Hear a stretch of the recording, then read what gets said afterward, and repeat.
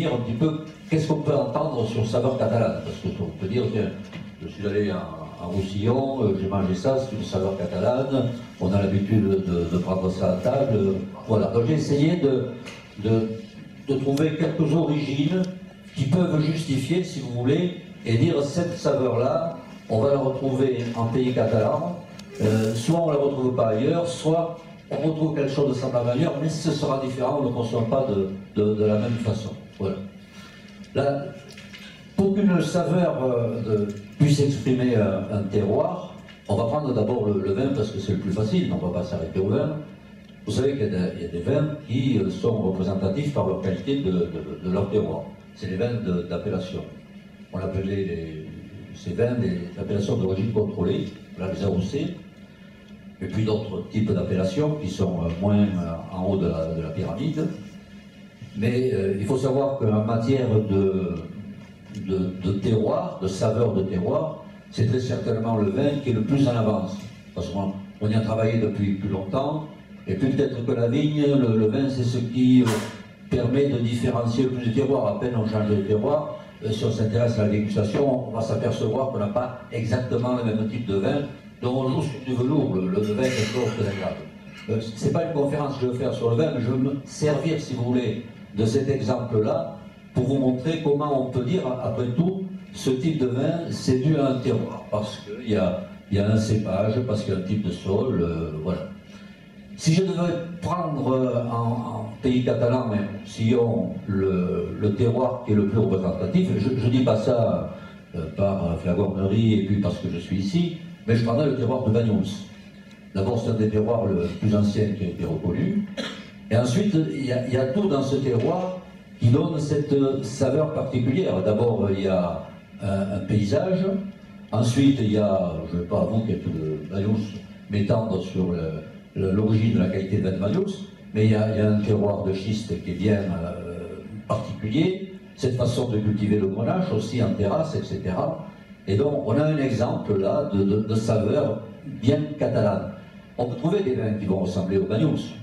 J'ai entendu qu'on parlait du Porto, etc., ou des vins généreux de ce style-là. Mais cette expression de Banyuls, surtout si on goûte le vin à Banyuls quand on a vu le paysage, c'est unique. Ça nous amène dans une autre dimension des saveurs, qui est saveur et paysage. Je pense que souvent c'est associé. Et moi, j'ai fait la différence entre ceux qui ont découvert le Banyuls à Paris et ceux qui un jour l'ont découvert sur les terrasses de Banyuls. Et quand ils reboivent le Banyuls, ils reboivent le paysage, pratiquement. Donc il y a quelque chose de très très fort. Bon, donc si on parle des saveurs catalanes, il y a des vins particuliers. J'ai cité le Banyuls, d'une part parce que c'est vrai que c'est peut-être un des exemples le plus typique, puisque c'est un des premiers vins qui a été admis comme vin d'appellation. Quand les appellations ont été créées en 1936, il y avait déjà le Banyuls. Les vignerons de Banyuls, depuis déjà 50 ans avant, revendiquaient le mot Banyuls par rapport à ce type de vin. Donc il y a une antériorité et il y a vraiment ce qu'on appelle le top niveau, le haut de l'échelle au niveau de la reconnaissance. Après, ça marche économiquement ou pas, ça c'est un autre problème que je n'aborde pas. Mais il faut reconnaître que c'est quand même un biologique. Et dans la foulée, il y a plein d'autres vins. Donc on pourrait citer les Collioures qui sont venus après, toujours sur le même terroir, et les vins d'appellation. Les Côtes-du-Roussillon, etc.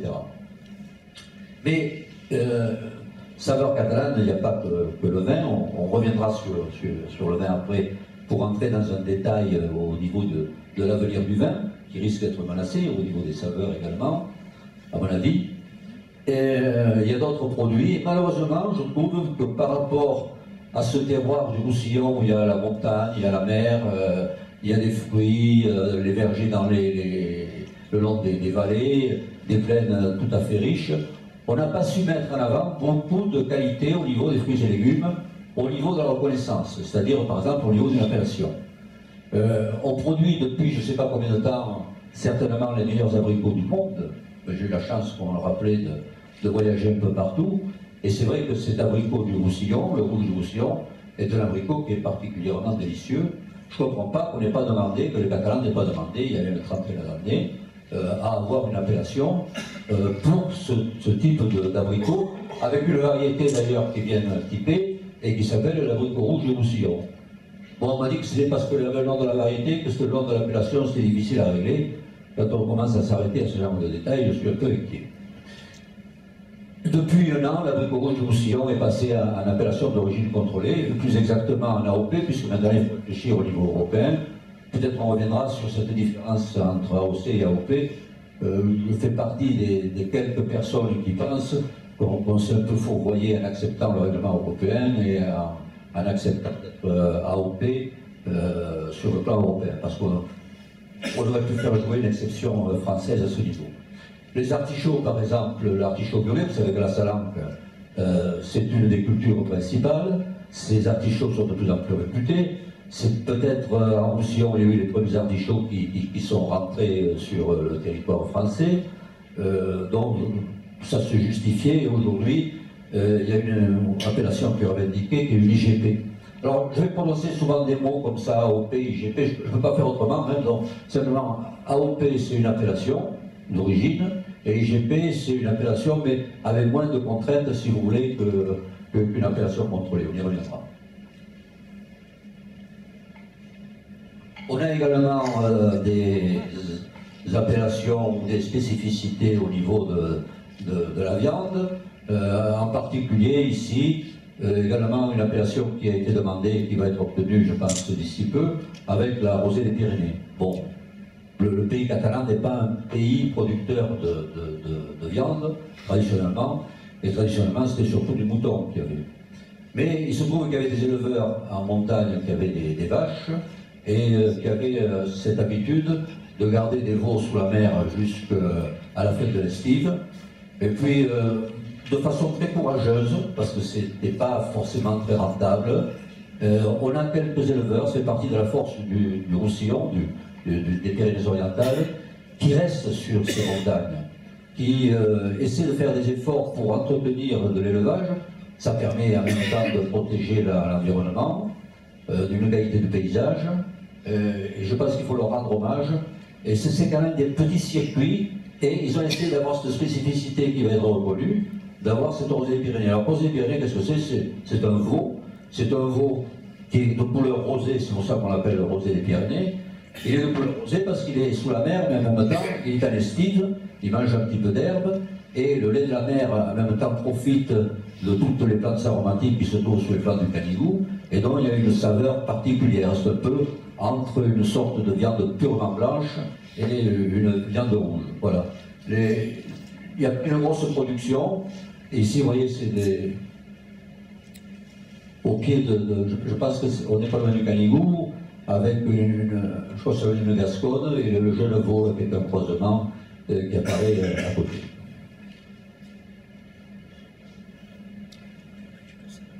Autre type de saveur, pas très connu, également des fromages.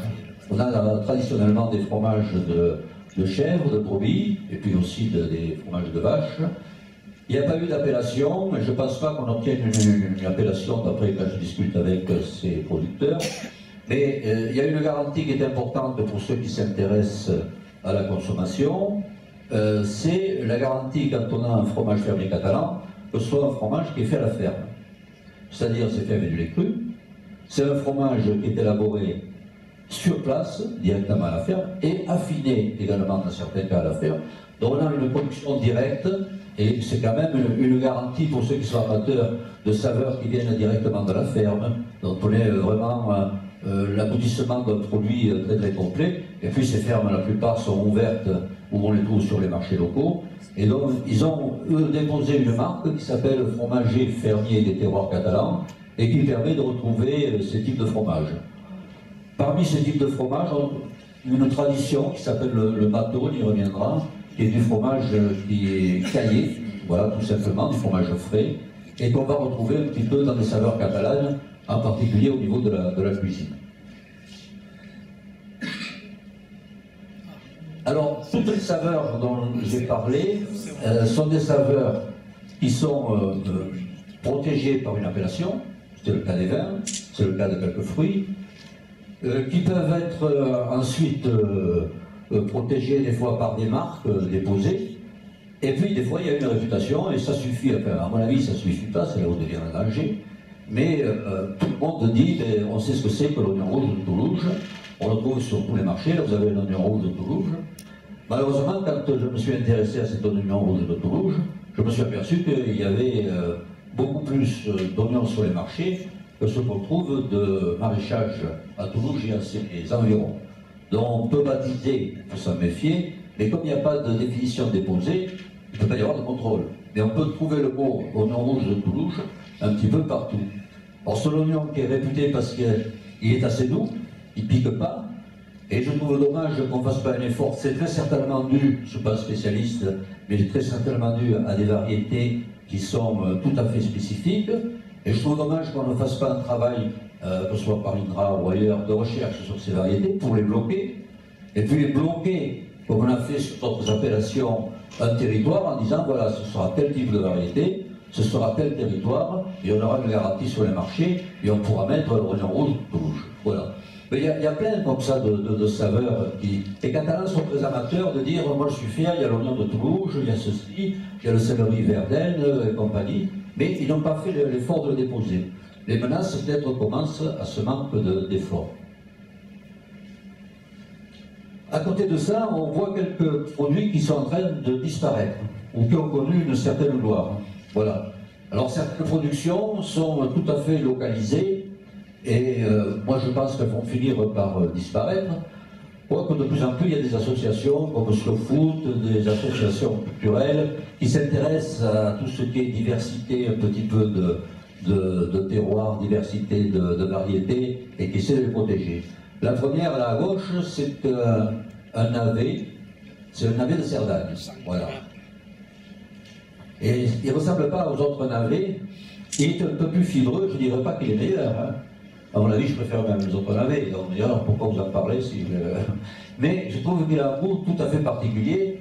C'est des navets que l'on sème après les chaumes, en Cerdagne, et qu'il faut récolter avant qu'il y ait la neige, vous voyez, voilà. Et ce navet qui a cet aspect chevelu, on le retrouve, il y a quelques hectares à Bourg-Madame, un peu à Sayagouz. Il y en a beaucoup plus sur la Cerdagne espagnole. Moi j'ai remarqué que souvent le côté catalan sud conservait mieux les choses que le côté catalan nord. C'est-à-dire que si je veux avoir du navet de Cerdagne, je vais sur le marché de Pucerda en fin novembre et je trouverai du navet de Cerdagne. Voilà. Et ce navet de Cerdagne, en fait, moi je le trouvais un peu dur et fibreux, et puis je suis tombé avec des paysans et certains restaurateurs qui m'ont dit qu'on va le manger comme on le mangeait avant, soit avec le canard, ils disaient le tiro à nappe, ou avec des pieds de porc, et c'est vrai qu'on redécouvre avec certaines recettes une qualité de ce navet qui risque fort de disparaître. Il n'a jamais eu une importance très grande, je pense.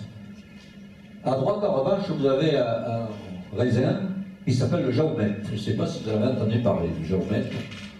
Hein, voilà. Le Jaumet, c'est un raisin de table. Et on l'appelle le Jaumet parce que, ça veut dire, il mûrissait à Saint-Jacques. Saint-Jacques, je crois, ça va être le 23 ou 24 juillet. Donc, il était précoce. Et donc, dans les années 1930, avoir un raisin qui était mûr en plein mois de juillet, c'est quelque chose qui avait une plus-value extraordinaire. Il se trouvait que ce Jaumet me poussait, pour des raisons techniques qui me sont étrangères, que j'avais bien compris, il me poussait que dans 2 ou 3 villages. Casse-de-Peigne et Espira, essentiellement, et puis un petit peu Rivesaltes. Voilà. Il reste pratiquement plus, il reste peut-être 2 hectares ou 4 ou 5 parcelles de ce Jaumet, que je visite chaque année. Et il se trouve que ce Jaumet, à cette époque-là, il était en quantité tellement importante, il était cultivé sur des échalas comme des tomates, qu'il y avait, j'ai trouvé des étiquettes Jaumet d'Espira de l'Agly.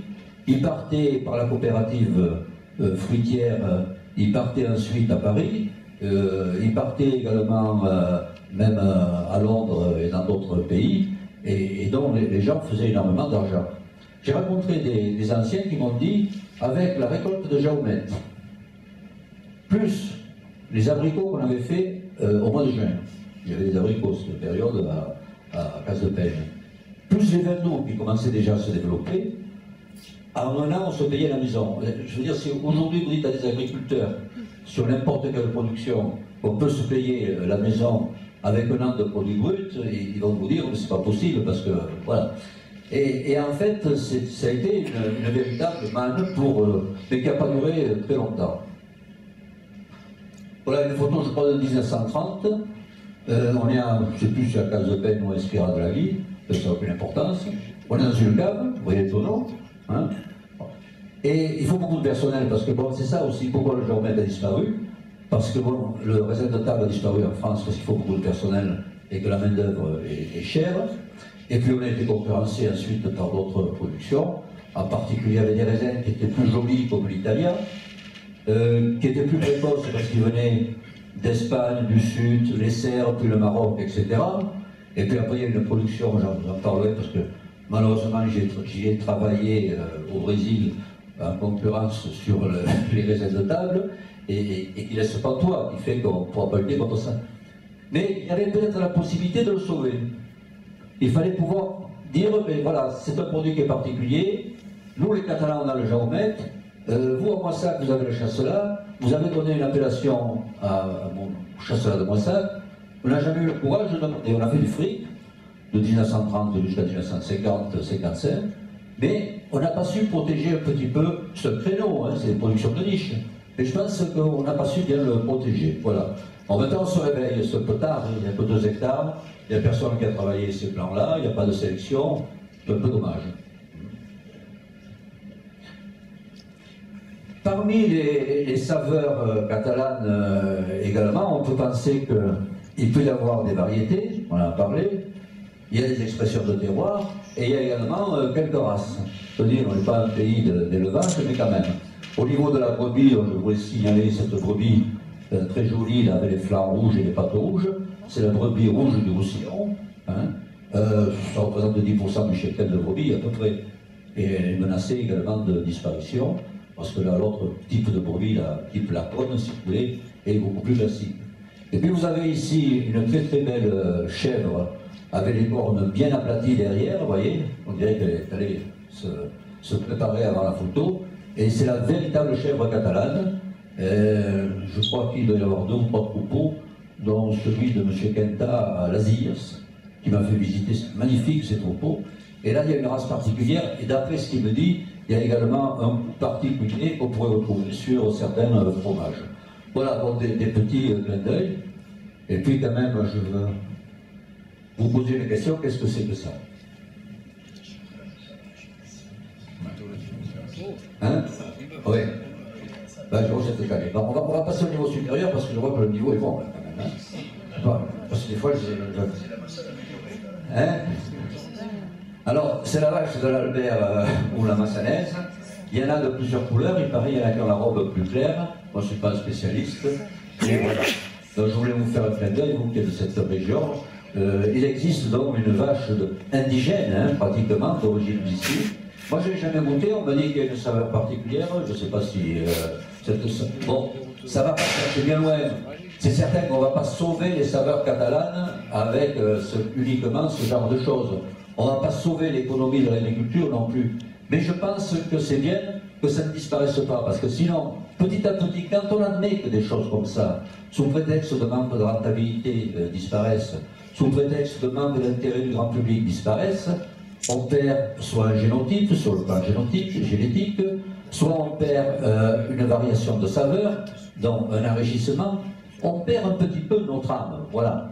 Donc on aime ou on n'aime pas, mais moi j'encourage, je regarde de toute façon avec beaucoup de bienveillance le fait qu'on puisse s'intéresser à ces choses-là.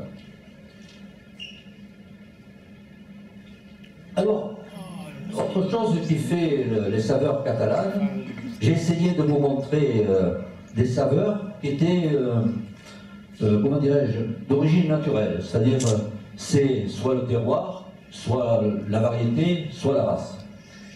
Mais en fait, ce qui fait les saveurs, c'est pas uniquement ça. Il peut y avoir un savoir-faire, c'est-à-dire l'habitude de faire tel type de pâtisserie, ou de faire tel type de charcuterie, etc. Quoique, quand on réfléchit bien, par exemple, les charcuteries catalanes, on y reviendra, puisque bon, je vois qu'il y a quelques exemples ici, donc pour le développer. Ces charcuteries catalanes, la typicité des charcuteries catalanes, fait qu'il y a des préparations qui sont très typiques. On y reviendra, je vois du fouet, on ne le retrouve pas ailleurs, certains boudins, etc. Mais c'est pas dû au terroir lui-même, c'est-à-dire que le cochon ne vient pas d'ici. Il faut savoir que 90% des cochons qui sont utilisés par les charcutiers viennent du sud-ouest, quand ils ne viennent pas de Bretagne ou d'Allemagne. Hein. Ce qui fait la saveur de ces charcuteries, c'est le savoir-faire. Mais il ne faut pas cracher, c'est un jeu de mots, sur ce savoir-faire, parce que ce savoir-faire, il vient du milieu paysan. C'est-à-dire qu'à une époque, chaque ferme avait un cochon, c'est l'époque maintenant de la matance, on tuait le cochon, on invitait les amis, et on faisait les charcuteries toute l'année, les préparations. Et c'est dans ces façons de faire, si vous voulez, pour les charcuteries, qu'on faisait le bras bouffat, qu'on faisait de la carte de parole, qu'on faisait cuire les boudins. Donc finalement, ces charcuteries catalanes qui aujourd'hui sont faites par des charcutiers, hein, qui n'ont pas de cochon, puis n'ont pas forcément mis les pieds ou de tradition dans une ferme, reprennent, grâce à eux, reprennent des traditions et un savoir-faire qui à l'origine était tout à fait paysan.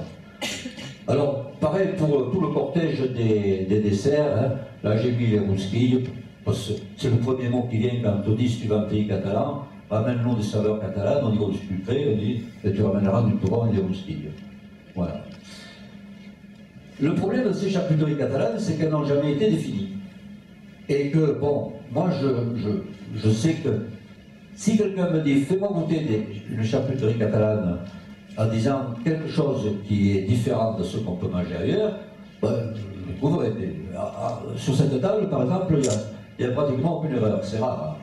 Je ne sais pas si vous l'avez fait exprès ou pas, mais là, pratiquement, tout est catalan. Voilà. C'est-à-dire que de faire du fouet comme ça c'est typiquement catalan, ce truc n'est pas plus de droit. Ouais. Faire les boudins, il faut savoir que le pays catalan, surtout de l'autre côté, est le champion des emboutisses, des pays de boudins, puisqu'on fait des boudins à tout un tas de choses. Alors il y a ces petits boudins noirs, là il y a des boudins gourmands, etc. Voilà. Ça c'est typique. Ici je vous ai mis la carte de parole qui a ses caractéristiques. Et puis j'ai mis à côté un pas de fèche, qui est quelque chose que j'aime beaucoup également, qui est fait avec du foie et qui est tout à fait typique. Le problème, comme ce n'est pas défini, vous pouvez avoir un restaurant qui vous dit moi je vous fais une réception ou même une mairie quelconque, parce que je n'accuse pas les mairies, voilà, ça se vient comme ça. Et que je vous fais un plateau de charcuterie, et vous allez trouver du chorizo, vous allez trouver du jambon maintenant ibérico parce que les pâtes noires restent à la mode, ça fait chicos, et voilà. Et donc, qu'on veuille ou non, on se prostitue un petit peu. J'ai rien contre le chorizo, c'est pas catalan. Voilà. À la limite, on pouvait mettre de la, comment ça, des trucs de Majorque, là, sur Brossade. Voilà, très bien. Ouais. Qui suis là. Hein? Vous dites là Sobressade. On en aura quelque chose. Voilà. Alors, voilà. Une sobressade, voilà. Le problème de la sobressade, c'est que c'est le catalan de Majorque, puisqu'il y a une appellation. Eux, ils ont déposé une appellation. Voilà. Et puis le problème de la sobressade, c'est qu'ici on ne la mangeait pas traditionnellement, et ceux qui l'ont ramené, souvent, c'est les pieds noirs. Mais les pieds noirs l'ont connu par le côté majorquais. Hein, vous voyez, ça vient de là. Voilà, ce que je veux dire sur ces charcuteries catalanes, on en parlera peut-être au niveau des dangers, il n'y a pas de définition. On va parler de la saucisse catalane, vous voyez partout écrit saucisse catalane, vous essayez de vous intéresser et de vous dire quelle différence entre la saucisse catalane et la saucisse de Toulouse, on vous dira haché plus fin, ou vous voulez... Mais vous ne pouvez pas trouver un texte où c'est protégé. Alors que on sait que quand on manque de protection ou de définition, c'est plus souple quand on manque de définition, mais on sait que quand on manque de définition, on peut se faire bouillonner un petit peu après sur le devenir de ce type de saveur. Voilà, il y a qu'à regarder ce qui s'est passé avec le jambon de Mayol. Eux, ils ont le courage, parce que bon, on fait du jambon de Mayol un peu partout, de déposer une appellation pour dire bon, on va s'imposer tel type de cochon, une aire de production, etc. Voilà d'autres types de saveurs bien caractéristiques qui sont les bougnettes et les bougnols, qui sont très typés. Bon, là aussi, ça fait partie d'un savoir-faire et de tradition qu'il y avait dans chaque famille. Donc, ces savoir-faire catalans sont issus également de comportements qu'il y avait dans les familles. Et puis, je mettrai les saveurs catalanes, la façon de, je vais dire de se nourrir, non, la façon de consommer et de se faire plaisir. Voilà. Vous avez ici la tradition du pain de tomate, et ce pain de tomate, on le trouve un peu partout. Alors, autant c'est généralisé en Catalogne du Sud, où on propose partout un pain de tomate, ça existait beaucoup moins, c'était plutôt le pain à l'huile chez nous, mais on commence à trouver de plus en plus dans des restaurants, ou même dans des apéritifs. Vous auriez pu préparer, bon c'est pas la saison, on sera en plein été, vous auriez pu faire un pain de tomate, etc. Et ça, cette affaire du pain de tomate, on le retrouve pratiquement qu'en pays catalan. Et il y a un grand auteur catalan qui s'appelle Jaume Fabregat, qui est un critique gastronomique de Barcelone, qui a écrit un livre sur le pain de tomate, et il dit que c'est l'âme des Catalans. Il a élevé, si vous voulez, cet esprit de faire un pain de tomate, qu'on va accompagner avec du jambon, qu'on peut accompagner avec des anchois, qu'on peut accompagner de... C'est typiquement, dans cette façon de se nourrir, si vous voulez, que ce soit en pique-nique, en début de repas, par un pain de tomate, il faut le garder, moi j'y tiens particulièrement, parce que ça fait partie un petit peu de cette originalité. Après, il n'y a rien d'obligé, rien d'obligatoire, on l'apprendra, on n'est pas obligé d'aimer toutes les saveurs catalanes. La deuxième chose qu'il faut protéger, parce que j'ai peur qu'un jour ça disparaisse, c'est le sagis. Voilà, je veux dire, on passe directement à des choses un peu curieuses. Là. Vous savez ce que c'est que le sagis, tout le monde? C'est du lard, des viscères, là, du porc, mais qui a ranci un peu, qui a vieilli, hein, voilà, et qui prend ce goût un peu âcre, un peu ce goût de rance, qui ne plaît pas à tout le monde. Parce que les saveurs typées, évidemment, ça ne plaît pas à tout le monde, si on fait ça connaître, on n'a pas de problème. Cette saveur typée, on la retrouve quand même dans beaucoup de recettes du pays catalan. On peut la retrouver ici avec des anguilles. Moi, j'imagine pas une bouinnade sans qu'il y ait un goût de sagis. Vous savez ce que c'est que la bouinnade? Et avec le cochon, le bouillade, en fait, ce qui fait la typicité de bouillade aussi, c'est de mettre du sagis.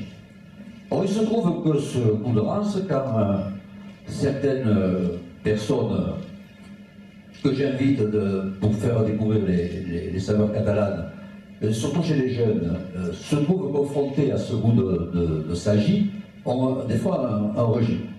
Moi, je comprends qu'on puisse ne pas aimer. Mais le danger, on y reviendra après à propos du vin, le danger, c'est que quand on dit, moi je comprends qu'on ne puisse pas aimer, il faut respecter celui qui aime. Parce que sinon, on dit dans cette saveur est une saveur qui est complètement dégénérée, moi j'en ai honte et je la fous à la poubelle. Et c'est fini. Et vous perdez comme ça un petit peu une partie du patrimoine de la saveur d'un pays. Il n'y a pas que nous. Si vous allez au Tibet, vous prenez du lait de yak qu'ils ont fait rancir, voilà. Bon, c'est pas mon truc. Je vais rarement au Tibet entre nous. Hein, donc ça ne me manque pas. Mais je veux dire, ce goût de race, on peut le retrouver ailleurs. Mais ce goût de race, il est très particulier. Il fait partie de la typicité de nos produits. Donc il faut essayer de le sauver. Parce que le danger, on le verra pour le vin, c'est de pouvoir inventer des plats en disant si le goût de rance ne vous plaît pas, on va vous faire les mêmes plats sans y mettre du sagis, comme ça vous n'aurez pas le goût de rance. Vous savez que c'est comme ça qu'on a inventé la mayonnaise, non? Vous ne savez pas? Non? Le Richelieu, après avoir fait la conquête de Mahon aux îles Baléares, à Minorque, je crois, hein, on lui fait un aioli pour le féliciter. Et puis il dit, mais non, mais moi je suis quand même quelqu'un d'une haute extraction, avec des perruques, on ne supporte pas l'ail, et donc on a tout changé immédiatement, et on a dit, bon, attention, il ne supporte pas l'ail, et on a fait de l'aïoli sans ail, et avec des œufs, et ça lui a beaucoup plu, et il l'a ramené à Paris, et il a appelé ça la sauce bayonnaise. Voilà. Donc on peut être à l'origine, avec le rejet de certaines choses, hein, voilà. Ça, c'est de l'histoire profonde, hein, Robert. Hein. Je confirme. Tu confirmes, voilà. Moi, je parle, j'ai des historiens, alors je fais attention à ce que je raconte. Hein. Voilà. Hein? Donc voilà, le danger c'est ça, c'est qu'on vous réinvente ensuite des produits, mais ce ne sera plus une nouillade, ce ne sera plus une mouinade, si jamais on dit, ben, on manque des saveurs, voilà. On a fait ça, hein, en matière, je vous donnerai quelques exemples. Voilà, la cuisine catalane a une certaine typicité d'abord parce qu'il y a des ingrédients qui sont typiques. Ensuite, parce qu'on a la chance d'avoir la mer et la montagne qui sont à côté, pour la quête de produits. Ensuite, parce que du temps des rois de Majorque et puis depuis longtemps, il y avait quand même des importations d'épices, etc. Et donc une richesse dans la possibilité d'utiliser des différentes saveurs. Et donc cette cuisine catalane a été une des plus grandes. Je parle sous le contrôle de notre ami Yann Commelade, qui n'est pas là. Mais je me dis qu'à un certain moment, je suis furieux qu'on ait pu la ramener uniquement aux boules de picoulate ou des choses comme ça. Voilà, donc il y a une tradition de cuisine catalane où il faut aller chercher une certaine richesse. Ça a failli disparaître et heureusement, bon, on verra, grâce aux cuisiniers, il faut leur rendre hommage, on est en train de la faire revivre. Et j'en veux pour preuve qu'aujourd'hui, dans la plupart des restaurants, l'été, vous trouvez une escalivade. Presque un restaurant sur deux. Et Bocagne, hein. Il y a 50 ans, vous ne trouviez pas une escalivade. Et l'escalivade, on l'a pas inventée il y a 10 ans. Hein. Donc je veux dire, elle est ressuscitée, l'escalivade. Il faut croire, si vous voulez, à la résurrection. Au niveau des mets, hein, je parle. Le reste, je ne suis pas assez savant pour vous en parler. Mais il y a une résurrection, voilà, l'escalivade. Vous trouvez quelque chose qui est extraordinaire, là, beaucoup plus déjà sophistiqué que le marimout. Bon, vous êtes bien placé, en plus je ne vais pas faire de publicité pour les restaurants, hein, parce que après j'ai des histoires d'un restaurant par rapport à l'autre, mais il y a quelques restaurants qui réussissent particulièrement bien. Le marimout, qui est un mélange de produits de la mer et de montagne. Hein, un médaillon de veau avec quelques gambas, etc. Voilà, ça c'est assez caractéristique.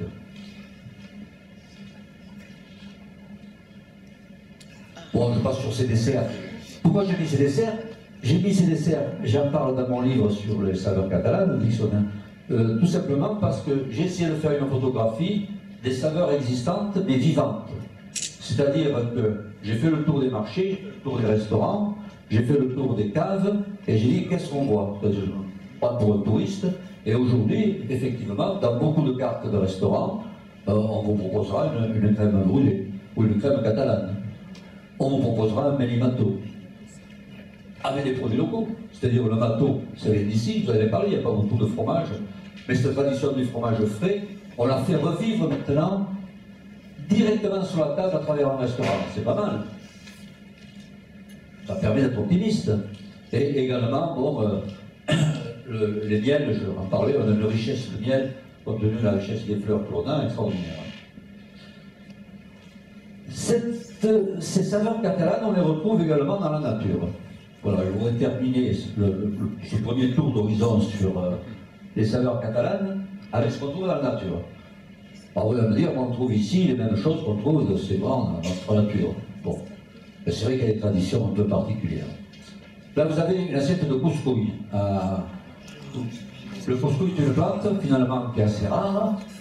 C'est, on l'appelle, à tort ou à raison, l'angélique sauvage, et qu'on retrouve uniquement sur les montagnes, entre 1000 et 1500 mètres, sur les flancs du Canigou en particulier. Et c'est une plante d'ailleurs qui arrive à point vers fin juin. Ça ne dure pas très longtemps, parce qu'après ça devient très, très fibreux. Et on la mange, si vous voulez, un peu toute fraîche. Donc moi j'ai eu l'occasion de faire des repas avec du couscouille préparé, mais si on la mange comme ça en salade, ça saveur du céleri qui serait fortement anisée pour les quelques personnes qui n'ont pas goûté de couscouille. Voilà. C'est une saveur qui est typiquement catalane et qui est typiquement recherchée, d'abord parce que pour la manger, il faut être connaisseur. Connaisseur, parce que si vous vous trompez de plante, elle ressemble à la colline, c'est-à-dire qu'elle est une poison mortelle. Il faut faire attention. Il faut être bon marcheur si vous allez la chercher, parce qu'il faut aller grimper jusqu'au dernier névé là, en fin juin. Et puis il faut être connaisseur aussi pour pouvoir l'apprécier. Voilà. Donc c'est quelque chose d'assez rare, mais qui est typique, je trouve, de nos montagnes. Et puis à la droite, vous avez un champignon qui s'appelle le robillou. C'est le lactaire sanguin. Alors on ne va pas rentrer dans le détail des puristes. Est-ce que c'est le sanguin ou le sanguin et le délicieux? Je ne vais pas trancher ce problème-là ce soir. Mais ce que je trouve curieux, c'est que moi j'ai été souvent en montagne avec des gens d'autres régions, On passait devant des roubilloux, ils me disaient, on donne un coup de pied, on ne mange pas. Il y a beaucoup de régions qui ne mangent pas le roubillou. Et ici, moi, je voyais les Catalans d'avant qui rejetaient le cèpe pour manger du roubillou. Et quand vous dites à des gens dans les Alpes ou à Bordeaux, on rejette le cèpe pour manger le roubillou, ils vous disent, mais qu'est-ce que c'est, tu n'entends rien ou non? Il y a une tradition de goût catalan. Ça existe le goût de certaines plantes sauvages qui plaît à une population à un moment donné et qui va s'inscrire comme ça. Et en fouillant un traité de mycologie bordelais, quand je suis arrivé au lactaire délicieux, il y avait marqué en dessous, dans les noms, vous savez, parce que tous les champignons ont de synonymes, il y avait marqué le catalan. Donc vous voyez que c'est bien quand même une réputation de catalan. Et si vous allez à l'époque des champignons en Catalogne du Sud, je parle beaucoup de Catalogne du Sud parce que j'y vais souvent parce que c'est très riche, si vous voulez, comme type de saveur. Si vous allez du côté de l'autre, mais dans tous les restaurants, vous avez une assiette de roubillou. Vous n'avez pas une assiette de roubillou, si dans tous les restaurants, on mange des champignons, et les restaurants un peu chicos vous présenteront une assiette avec des cèpes, ou quelques chanterelles ou girolles avec un copelet, etc. Vous voyez, ça fait partie des saveurs catalanes. Il faut savoir le manger, après il y a toute un tas de traditions, veillées, etc. Et puis il y a des saveurs festives. Les saveurs festives, c'est des saveurs, comme on est un pays de plein air, que l'on fait souvent en plein air, et que l'on fait avec des amis. Alors, j'en ai mis deux, mais bon, on peut en mettre d'autres. Hein. J'ai mis la carbonade, voilà. C'est vrai que c'est typiquement le catalan, c'est une saveur catalane. Et c'est une saveur catalane qui a la peau dure, si vous voulez, la coquille dure. Hein. C'est-à-dire que j'ai trouvé dans un, je crois que c'est une revue qui s'appelait le Coq catalan, et dans ce dernier 1930 peut-être, c'était Boutique qui écrivait, et il y avait un voyageur de commerce qui racontait une lettre d'un voyageur de commerce, 1870, ma mémoire est bonne, qui a raconté une carbonade sur 3 pages. Magnifique. Et quand vous lisez ces 3 pages de la carbonade, vous dites que ça a été écrit maintenant. C'est-à-dire que c'était exactement la même organisation que l'on a aujourd'hui. Avec des femmes qui grattaient un petit peu la coquille, d'autres qui préparaient le sel et le poivre, la salle de babeline, d'autres qui préparaient un aioli, ceux qui s'occupaient des côtelettes qu'on ferait par la suite. Voilà.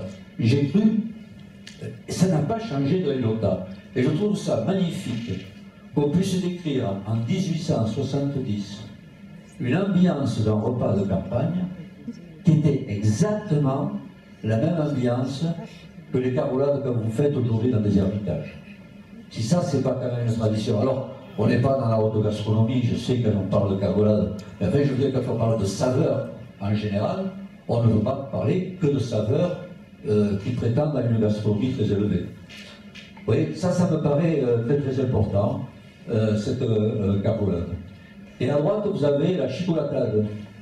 Le chocolat aussi est très attaché au pays catalan, et en particulier parce que bon, le chocolat est rentré en France un peu par chez nous, en grande partie, puis on a une grande histoire du chocolat, avec des grands établissements, hein, comme c'est moi actuellement.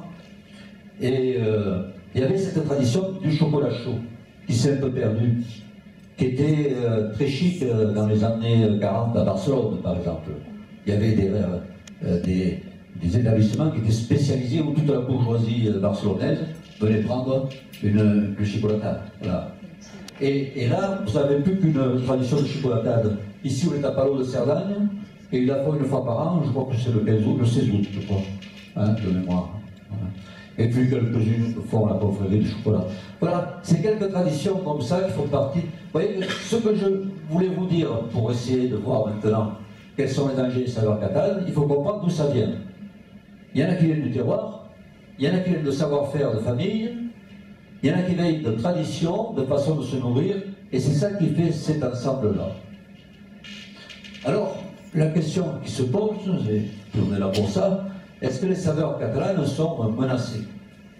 Et moi j'ai essayé de déterminer quels étaient les types de menaces qu'il y avait. La première menace qu'on a, et qui existe un peu partout, c'est la mode qu'on ne peut pas s'empêcher d'avoir, dans certains cas, de consommer des produits d'ailleurs, parce que ça fait plus chic, ça fait bien, ça montre qu'on a voyagé, qu'on connaît de bonnes adresses, etc. La deuxième, je l'ai déjà évoqué, c'est un manque de volonté pour des définitions. On a vu ça pour la charcuterie, on essaiera d'y revenir, avec un sujet peut-être un peu plus délicat, tout au moins localement, puisque je vois qu'il y a quelqu'un de Collioure, le choix, bravo, on l'évoquera, mais c'est pas évident. Et puis, il y a ensuite une législation française, pour ne pas mettre tout sur la faute des Catalans, de leur manque des fois de dynamisme, mais une législation française qui n'est pas toujours facile, et qui ne facilite pas, si vous voulez, pour protéger nos produits parce qu'elle est trop rigide. Il y a trop de papier à faire, c'est trop lourd, les gens se découragent. Alors on regardera quelques exemples dans d'autres pays et on verra que ça marche beaucoup mieux. Et puis ma foi, pour sauver les saveurs, il faut les faire connaître. On soit les premiers à les consommer, mais il faudrait qu'elles soient consommées ailleurs également. Et donc il faut aussi de faire une campagne de promotion qui convient. On va regarder quelques-uns de ces points-là. La première chose, au niveau de la façon de se nourrir et la mode qu'il y avait. Voilà, un repas de noces, 1911, au Grand Hôtel à Perpignan. Vous avez le Grand Hôtel à Perpignan, c'est là où le Conseil général, je crois, maintenant. Hein, voilà. C'était l'hôtel chic, on se mariait là-bas, quand on avait des sous, puis on faisait la cargolade.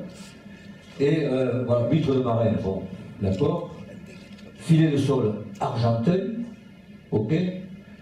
Qu'est-ce qu'on propose à boire? Un entre-deux-mer, c'est-à-dire un Bordeaux.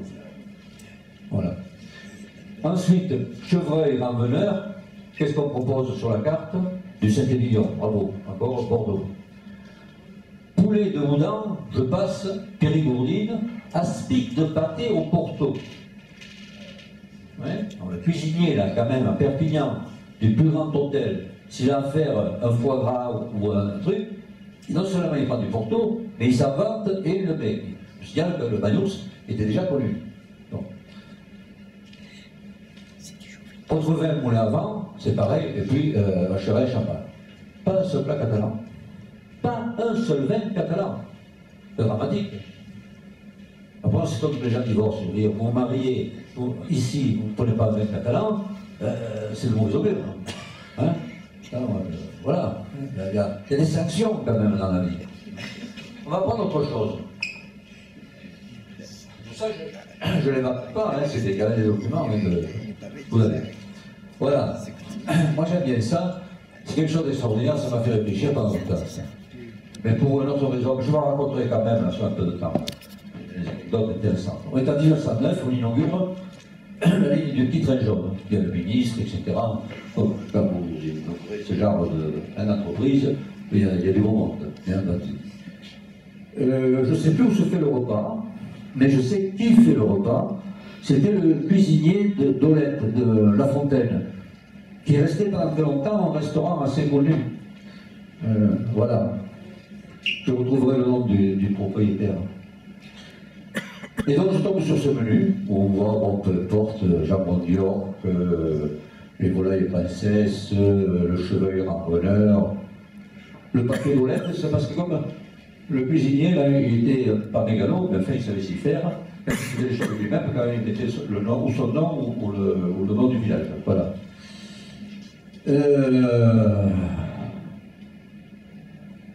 Le problème, c'est les vins. Ici, je ne conçois pas aujourd'hui qu'on puisse faire une manifestation officielle, préfecture, conseil général, etc., pour une inauguration, et puis mettre des Bordeaux et mettre des Bourgognes.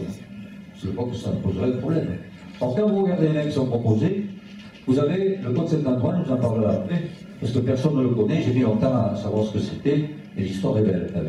Mais on met ça entre parenthèses. On a quand même du Château-Yquem, le plus grand des sauternes. Il faut voir qu'il y avait des pognons là, je ne sais pas si c'était qui payait le repas. Il y a ensuite du Château Margaux, un des plus grands vins rouges qui existe, du champagne Roderer, mais au milieu de tous ces grands vins, il y a quand même le ratio de Bagnous. C'est-à-dire que quelquefois, dans cette cacophonie de mots où on se l'a pété à dire je prends du champagne Redrère, du Sauterne, je mets du moulin à vent, je mets un Saint-Émilion Grand Cru, s'il fallait mettre un vin catalan, le seul vin qui était autorisé c'était le mot Rancio Banyuls. On est en 1909. Voilà. Donc c'est quand même extraordinaire, on ne met pas nos vins en avant. Alors la petite parenthèse, le Côte Saint-Antoine, vous savez d'où est ce vin, qui n'existe plus. Eh bien c'était comment il s'appelle, le cuisinier. Quand vous êtes à Oulette, il y a une chapelle qui s'appelle la chapelle Saint-Antoine, sur la route. Et il avait une vigne à côté, et donc il a appelé le vin de cette vigne, qui était un carignan de la Ramon qui faisait comme ça, il l'a appelé donc Côte Saint-Antoine. À l'époque, il n'y avait pas l'INAO, tous les organismes de contrôle. Il l'a mis en bouteille lui-même, c'est pas dégonflé. Il est quand même bien. Hein. Il l'a mis entre un Margaux et un Château Yquem, les vins les plus connus au monde. Il a mis une étiquette Côte Saint-Antoine. Il s'est fait connaître comme ça pendant un certain temps, et après ça n'a pas duré. Mais c'est la première fois qu'on avait un vin du Roussillon sur une table officielle entre deux stars quand même, qui sont Yquem, c'est la star des vins liquoreux, et Château Margaux qui était la star des vins rouges. Hein. Il fallait le faire. Hein. Mais il y avait quand même un cocorico pour les gens de Banyuls, il y avait un peu de Banyuls.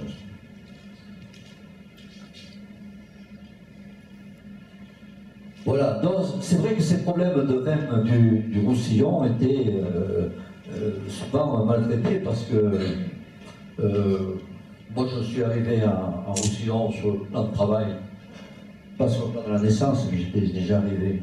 Je suis né 2 fois en Roussillon, première fois quand je suis né, et la deuxième fois quand je suis revenu y travailler. Voilà. Et quand je suis revenu travailler dans les années 70, j'étais venu travailler, en 68, je crois que j'étais ingénieur agro, je fais un stage d'onologie au GICB. Le GICB, vous savez ce que c'est, le groupement de Banyuls. C'est pas la bonne année 68, il y avait quand même quelques problèmes. Et j'allais manger dans l'histoire est vraie. J'allais manger dans un petit restaurant. Je n'étais pas payé parce que moi, il y avait des difficultés financières à cette époque, au niveau du stage. Et on m'a dit, tu peux aller manger à tel restaurant. J'allais manger au restaurant. Et à ce restaurant à Banyuls, dont je ne citerai pas le nom, mais qui a disparu, il y avait du melon au Porto. Il fallait le faire quand même. En plein Banyuls, quand vous alliez à cette époque-là dans les restaurants, les cartes de restaurant, il n'y avait pratiquement pas de vin du Roussillon. Donc on parle des saveurs menacées. Mais là, il y avait une sacrée menace, puisque une de nos saveurs emblématiques, le vin, était complètement absente des lieux où on est censé faire la connaissance, en particulier parce qu'il y a des touristes qui arrivent. Et donc, on va dans un restaurant, je suis un touriste hollandais, et je découvre que le Porto à Banyuls. Alors je me suis dit, c'est pas possible. Je suis allé faire un tour à Porto. Et j'ai cherché pendant très longtemps un restaurant qui faisait du melon à Banyuls. Je ne l'ai pas trouvé. Je suis rentré. Voilà. Et là, j'ai compris quand même qu'on était mal barré. Mais c'est vrai qu'à cette époque-là, nos vins n'étaient pas en place. Moi, je me rappelle quand avec mes parents, quand j'avais une quinzaine d'années, on allait au restaurant le dimanche, ça faisait bien, ça faisait chic un peu. Et le plaisir de cette journée dans les années 60, on allait manger, je me rappelle, mon père me disait, ah, là-bas on y mange bien, et tu vas voir, on prend des bouchées à la reine. Il y avait des bouchées à la reine, ça c'était magnifique. Le canard à l'orange, alors bon, ici vous avez le canard aux figues qui est plus typé, et après il fallait commander l'omelette norvégienne. C'était un régal. Voilà. Il n'y avait pas un seul plat catalan, sinon on avait l'impression qu'on dévalorisait la qualité du repas. Donc il faut remonter ça, on vient de loin. Et au niveau des vins, quand le vin le plus près, parce qu'il y avait quand même une équipe commerciale qui était importante, c'était, je me rappelle, le Listel. Tu veux prendre un vin de Vigny? Prends le Listel. Hein? Vin des sables. Voilà. C'est quand même dramatique. Bon, il faut quand même reconnaître, et je voudrais rendre hommage à l'ensemble des cuisiniers, même si ce n'est pas eux entièrement qui sont à la tête de ça, mais enfin ils ont une grande partie de mérite à ce niveau-là, c'est qu'aujourd'hui, quand vous allez dans des restaurants en Roussillon, vous trouvez en général une belle carte de vin.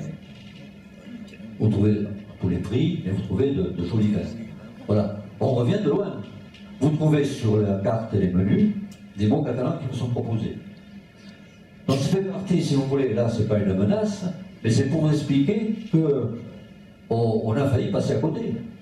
S'il n'y avait pas eu le travail de Yann Comla, depuis le chef comme Pouzenec qui a dit maintenant avec les toques blanches, etc., tout un tas de faire revivre en réinterprétant à leur façon, d'accord, ces saveurs catalanes, ben, elles seraient complètement oubliées. Parce que vous n'aurez pas la fierté de ces saveurs si vous n'avez pas quelque part un grand chef qui vous dit « Ah ouais, mais tu fais ça, mais c'est ce que faisait ta grand-mère, ça ne vaut rien, c'est des trucs de la cuisine rurale. » Mais parce que si vous n'avez pas la signature à un certain moment de dire « Mais un tel qui a obtenu, ou une étoile, qui a été cité, sur lequel il y a eu un article, il y a eu un rédactionnel intéressant sur son type de cuisine, il utilise des concepts de cuisine catalane. » C'est énorme. On en parlera peut-être après. J'en parle un peu maintenant parce que je ne voudrais pas l'oublier. Je vous donne un exemple caractéristique à ce niveau de ce que peuvent faire les grands chefs. Et je pense que c'est eux qui pourront sauver s'il y a des saveurs qui sont en danger. Regardez un exemple, je prends souvent cet exemple parce que je trouve qu'ils sont un peu plus malins que nous, plus dynamiques, mais enfin bon. Il faudra les comparaisons après. Avec le Pays Basque. Prenez le piment d'Espelette. Regardez la réussite du piment d'Espelette. Vous n'avez pas une émission à la télé, et je sais qu'il y en a maintenant des émissions, concernant la cuisine, où le chef, ou le candidat, etc., il va mettre du piment d'Espelette. J'ai rien contre le piment d'Espelette, qui est très bon. C'est pas non plus quelque chose d'extraordinaire par rapport à d'autres piments. Mais ils ont réussi quand même une notoriété qui fait que c'est connu partout. Ce qui fait que aujourd'hui, si vous voulez faire quelque chose de bien au niveau piment, on arrive à dire qu'il faut prendre du piment d'Espelette. Je vais vous raconter une histoire récente. En fait, quand je me suis intéressé, pour faire mon livre là, sur les saveurs, je me suis intéressé au sel que faisaient les Catalans, le salipabine. Un mélange de sel et de piment. Hein, poivre, piment, etc. Mais j'ai dit, mais quel piment on utilisait? Avant, on utilisait des bichos, des piments, petits piments, très piquants. Il faut broyer. Et je suis allé voir, bon, ça m'embête de citer le nom, je ne voudrais rien contre de. Voilà, à la place de la République, celle qui vend les escargots. Et elle vend du sel de bavrine, on le fait plus soi-même maintenant. Et l'autre jour, je lui ai dit, mais comment vous le faites, ce sel de bavrine? Elle m'a dit, j'y mets du piment d'Espelette. Qu'est-ce que vous voulez que je vende des saveurs catalanes après, si je dois être fier de mettre du piment d'Espelette? Et encore une fois, j'ai rien contre ce piment d'Espelette. Ouais. On en est loin, nous, d'arriver à un produit, mais s'il n'y a pas de notoriété d'un produit, on a honte de l'utiliser, et petit à petit, c'est une spirale qui descend vers le bas et qui arrive jusqu'au rejet. Voilà. Dans les choses qui ont failli disparaître également, et je vous donne cet exemple-là, au niveau des saveurs, c'est le rancio. Le rancio, vous savez ce que c'est? C'est un vin traditionnel catalan, qui est, en fait, c'est des vins secs, il y en a de doux, mais qui sont de fort degré. Et le vin de fort degré, comme il y avait une tradition de le mettre en étonneau, de le laisser s'oxyder, il changeait de couleur, et il ne s'abîmait pas. Parce que la force des vins, on critique les vins de fort degré, mais c'est que si vous mettez un vin de petit degré dans un tonneau en vidange, quelques jours après vous avez du vinaigre, alors que si vous y mettez des vins de fort degré, puisque c'est une loi de biologie, les bactéries acétiques ne supportent pas un alcool au-dessus de 14 ou 15 degrés, donc c'est nickel, le vin ne s'abîme pas, il va changer de couleur, il va s'oxyder, il va avoir ce goût un petit peu de noix, caractéristique, je pense que la plupart des gens connaissent ce goût de rancio, mais c'est un goût qui ne plaît pas à tout le monde, ça c'est vrai. Si vous prenez un jeune qui ne connaît pas le goût de rancio, vous lui faites goûter du rancio, il aura un rejet. C'est le même type de choses. J'ai fait goûter des Jerez type finaux, pareil, c'est ce goût de noix un petit peu, il y a un rejet.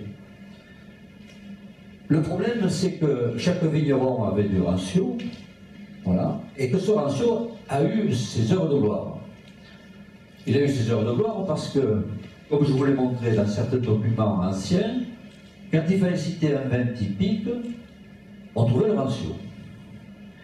Et quand on regarde les dictionnaires de l'époque sur le mot rancio, on disait vin, alors on ne disait pas vin catalan ou vin d'origine espagnole, souvent, mais qui a vieilli et qui a une caractéristique organoleptique, ce n'était pas le mot qui était utilisé avant, peu importe, mais qui avait une certaine caractéristique.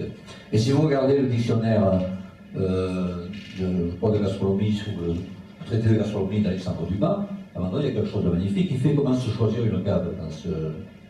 Et dans choisir une cave, il cite une vingtaine ou trentaine de vins français, dont une dizaine d'ici, quand même, de chez nous, et dans lequel il y a le rancio. Quand vous regardez celui qui a pris l'œuvre de la Vérousse, pour rester à Bagnos, Olivet, et qui avait l'œuvre de la Vérousse sur le bateau, où figurait là où il transportait les vins, il y avait marqué rancio. Donc on n'avait pas honte du rancio, on en était fiers à une certaine époque. C'est une époque où on n'avait pas encore créé les appellations. Quand on a créé les vins d'appellation, c'est posé la question du vin blanc. Et on a dit, mais on ne va pas donner une appellation sur un vin qui est oxydé. Parce que la mode, une fois de plus, les références, on va les chercher au niveau national et on va les chercher à Paris. C'est-à-dire, regarde, tu dégustes un Chablis, ça n'a pas un goût de rancio. Regarde, tu dégustes un Entre-deux-Mers, comme on l'a vu, ça n'a pas un goût de rancio. Et donc on a dit, ça c'est une déviation du goût catalan, et on l'a rejeté. On l'a tellement rejeté que les Catalans en ont eu honte, ils ont continué à faire du rancio, ils l'ont gardé dans la cave, et en général, ils ont bien fait, ils l'ont gardé pour faire de la cuisine. Mais jamais vous verrez, à partir de 1970 ou 60, jamais vous verrez une réception où on met en avant le rancio. Personne n'a osé le faire. On s'est tous prostitués en disant, on va se mettre au goût international, un vin blanc, il faut que ce soit fruité, légèrement acide, tout au moins un petit peu nerveux, il faut qu'il y ait cette fraîcheur, qu'il y ait un goût de fleurs blanches, de pommes, etc. Mais ce vieux goût de noix, de tonneau mal lavé, qui sent encore l'anchois, on l'a rejeté. Ce qui fait que quand on a créé les appellations, tout ce qui était d'esprit rancio était interdit. Et donc il n'y a pas eu d'appellation sur le rancio. Heureusement, voilà la saga du rancio, c'est ça. Heureusement, il y a eu quelques vignerons, dont certains à Bagnos d'ailleurs. Bon, quand je dis Bagnos, que ce soit le terroir de Bagnos, je dis ça. Il y a Collioure dedans, hein, j'ai entendu pour vendre et Cerbère, donc je veux dire. Je dis Bagnos par facilité, parce que quand on travaille dans le vin, on dit Bagnos. Voilà. Et il y a eu, oui madame, c'est comme ça, voilà. Le poids des mots, qu'est-ce que vous voulez y faire? On ne s'en défait pas. Il faut les accepter, il faut savoir les interpréter, et éventuellement les écouter. Mais c'est ça. Et donc, il y a eu une poignée de vignerons qui a dit, mais ça c'est extraordinaire, moi j'en fais un vin à part, je le vends plus cher que le Côte de Roussillon blanc ou que le Collioure blanc, etc. Voilà. Et c'est grâce à cette poignée de vignerons qu'on a remis le rancio au goût du jour et qu'aujourd'hui on en a fait une appellation. Je regrette que quand ils en ont fait une appellation, ils aient pris une IGP, qui est, si vous voulez, la catégorie inférieure, c'est pas le mot, la catégorie la plus importante, c'est la OP, ou la OC. Et ils ont dit, ça passera pas, on en fait une IGP. C'est ce côté un peu petit bras qu'on joue, les Catalans, un peu de fierté. Les Basques n'auraient pas fait ça. Les Basques, avec le piment d'espèce, etc., ils ne passent pas par l'IGP ou des choses comme ça. Ils passent directement en disant, c'est rare, c'est pas du ratio, c'est rare, ça a une saveur très particulière qui ressemble à aucune autre. Il y a pratiquement que nous qui le faisons. Ça plaît ou ça ne plaît pas, mais après tout, on n'est pas fait pour faire des appellations qui plaisent à tout le monde. C'est pas la soupe populaire.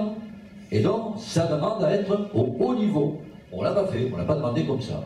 Moi, je leur en veux aujourd'hui, après avoir fait déjà le premier pas pour faire donner des lettres de noblesse au ratio, de ne pas l'avoir porté sur des fonds baptismaux à ce qu'il y a de plus élevé, c'est-à-dire au niveau de l'appellation contrôlée.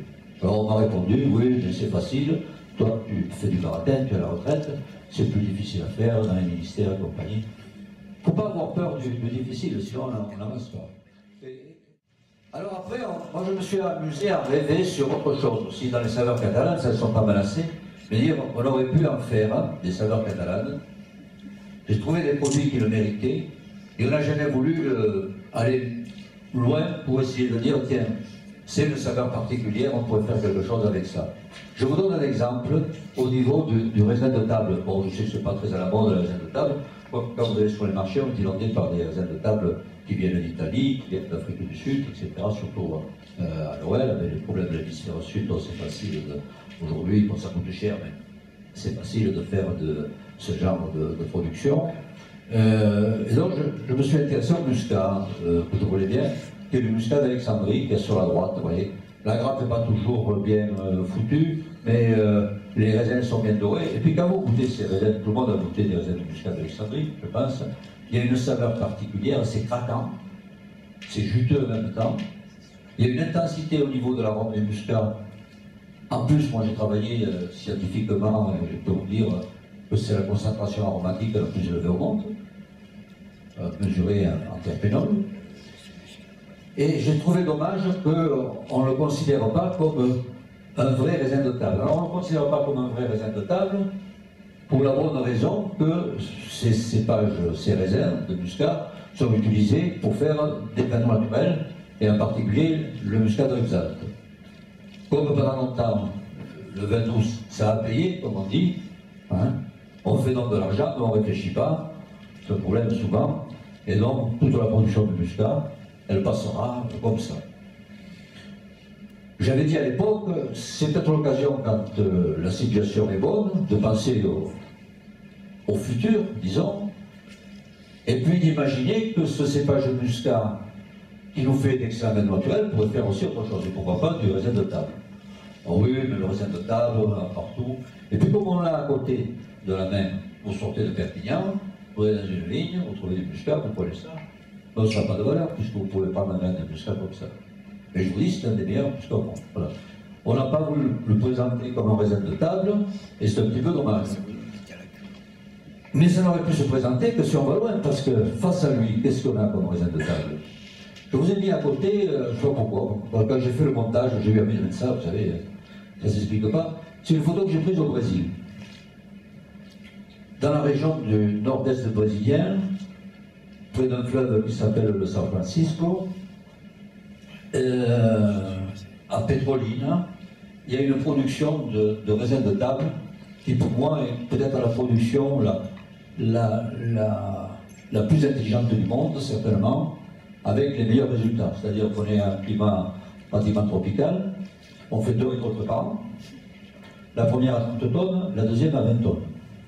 Génétiquement, la recherche a permis, à partir d'un cépage hyper connu qui s'appelle l'Italia, de faire des mutations de couleur. Ici, vous avez l'Italia rosé à 30 tonnes hectares, sous pergola. Et les types font un fric fou, les Brésiliens avec ça. Piquet du sang, ça leur est payé, je crois, $1 le kilo, 30 000 kilos, 30 000 $. Ok? Ça va en frigo, à 4 degrés, ça coûte $1 de plus. Ça va en bateau réfrigéré, $1, ça fait 3. Ça arrive à Londres aux fêtes de Noël, à 6 $, on fait de 3 $ de bénéfice. Voilà. Un truc sur et je me dis, face à ça, on ne pourra lutter. On ne peut pas dire, moi je mets ça sur un marché en disant, je vais me battre sur les prix par rapport à ça. Que si on fait une appellation, il fallait dire, ce muscat catalan, on a le muscat d'Alexandrie, la plus grande concentration de muscat d'Alexandrie au monde, aujourd'hui, est en Roussillon. On en trouve pas mal en Espagne, mais disséminé. On en trouvait en Afrique du Nord, mais également beaucoup moins maintenant. Et donc je trouve dommage qu'on ne se serve pas. Alors on se dit, mais on s'en sert puisqu'on fait des vins doux. Mais non, on remonte pas à la base. On a un fruit qui est unique au monde. Voilà, on va faire quelque chose. On y reviendra. Mais ça, c'est les saveurs imaginées par moi. Hein. Voilà, les charcuteries catalanes également, voilà le problème. On en a parlé, seulement que définition. J'ai cherché à trouver des définitions quelque part de charcuterie catalane, je n'ai pas trouvé. J'ai essayé de discuter avec les charcutiers en leur disant, mais pourquoi vous ne faites pas ça hein, mais... Oui, mais finalement, moi j'ai l'impression qu'on n'a pas envie de se mettre des contraintes. Mais le danger, ce sera pareil après que pour le jambon de Bayonne, etc. Si on n'a pas un minimum de contraintes, on n'aura pas un minimum de garantie. L'un va avec l'autre. Ce que je regrette aussi, bon, mais ça c'est une parenthèse bon, j'avoue que ça m'énerve personnellement, mais je suis sûr que ça énerve au moins 2-3 personnes dans la salle, c'est ces fautes d'orthographe de catalan qu'il y a sur l'ensemble des étals où il y a ces charcuteries. Carte de parole écrite PA et non pas PE, boule de picoulate avec BOU, boutifard il n'y a pas longtemps, BOU également, voilà.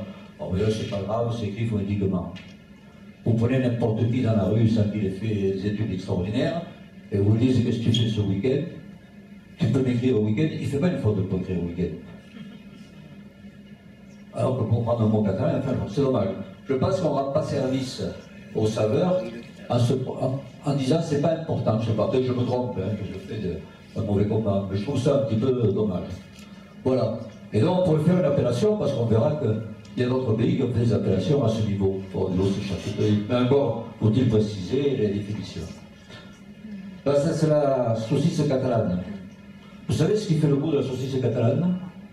Les gens me disent des fois, mais qu'est-ce qui fait que la saucisse catalane du goût? C'est les sarments, je dis. En fait, c'est ça qui fait. Et je vous assure, hein, tous les souvenirs de saucisse catalane qui sont bons, c'est les sarments qui font le goût de la saucisse catalane. Voilà. Puis un autre sujet également, qui est un peu en suspension, mais bon, il y a des gens de Collioure qui connaissent le sujet mieux que moi ici, c'est ce problème des anchois de Collioure. C'est-à-dire qu'aujourd'hui, ces anchois ne sont pas dans une appellation, ils avaient eu une appellation, une IGP, elle n'est pas utilisée pour des problèmes de système de fabrication et puis surtout du bassin d'alimentation de l'anchois, il faut peut-être aussi le préciser. Est-ce que c'est bien ou pas bien? Mais je ne peux pas vous dire, mais moi je me dis que quelque part, il y a parmi les traditions de goût, si vous voulez, dans les saveurs catalanes, l'anchois y est. On ne peut pas nier que l'anchois n'y soit pas. On va le retrouver dans plein de recettes, on va le retrouver également dans plein d'apéritifs, il y a une tradition. Ceux qui ont eu la chance de traîner à Collioure dans les rues avant, où il y avait en plus ces odeurs d'anchois qui étaient persistantes, on est là dans une saveur à la fois d'une tradition, d'un goût qui est particulier, de quelque chose qui est pratiquement unique. Alors on retrouve donc ça les ailleurs. Mais moi je trouve que ces produits sont en danger parce qu'on ne sait pas demain où on va trouver les anchois, si je ne me trompe. C'est quand même quelque chose qui n'est pas bien réglé. Hein? Après, on se pose aussi la question de savoir s'il faut les protéger ou pas. Aujourd'hui, vous avez 2 entreprises. Alors moi, je fais de la provoque, qui ne va pas plaire déjà. C'est l'heure de la provoque, je vais terminer bientôt, donc je peux faire la provoque. Aujourd'hui, je vais à Collioure, la Belilloise a une boutique qui est plus moderne. Et la Belilloise, ils font des sardines. Hein. Mais je les ai vus à Quiberon, j'étais surpris. Je suis arrivé à Collioure, j'arrive devant la boutique, je dis c'est chouette. Je vais là-bas pour la regarder. Je trouve 3 Hollandais qui étaient là-bas. Ils étaient en train de prendre des boîtes de sardines. Ils étaient persuadés qu'ils prenaient un produit catalan. Je ne suis pas démenti. Ah, mais doit être un plein cœur de Collioure. Voilà, bon, c'était un sujet que je n'aurais pas dû aborder, mais bon, je crois qu'il faut quand même poser des questions. Hein. On me dit, je dis, il y a danger sur l'anchois, regardez, bon, voilà, cette image du port de Collioure d'avant. Alors, on me dit, oui, mais pour les traditions, et ces traditions, est-ce que c'est pas quand même que du passé? Est-ce qu'on peut avoir des évolutions dans les traditions? Et ça, c'est quelque chose qui me passionne parce que je ne veux pas qu'on pense que quand on est sur des produits traditionnels, on est sur des produits d'avant et qu'on refuse ce qui est moderne et qu'on est coupé des réalités d'un marché, etc. Je pense qu'au contraire, on ne peut accepter une notion de patrimoine que s'il y a une évolution. C'est qu'il ne faut pas faire n'importe quoi, mais il faut savoir évoluer, parce que si vous n'évoluez pas dans ces types de traditions, les autres vont évoluer à votre place. Et vous vous faites bouffer. Et se faire bouffer en matière de saveur, c'est jamais bon. Hein, voilà. Donc il faut faire attention à ce niveau-là. On va prendre par exemple, aujourd'hui, bon, je suis à la retraite, mais j'observe. Vous direz, c'est plus facile d'observer que quand on est un petit peu la tête dans le guidon. Hein, voilà. Puis c'est plus facile, évidemment. Bon, en plus, aujourd'hui, j'ai rien à craindre de dire ce que je pense. Je suis pas quelqu'un qui va m'appeler demain pour me dire tu aurais dû te taire. Voilà. C'est mon problème. Je ne faisais pas ça à l'école, j'étais beaucoup plus sage, non, à cette époque-là, certainement. Hein?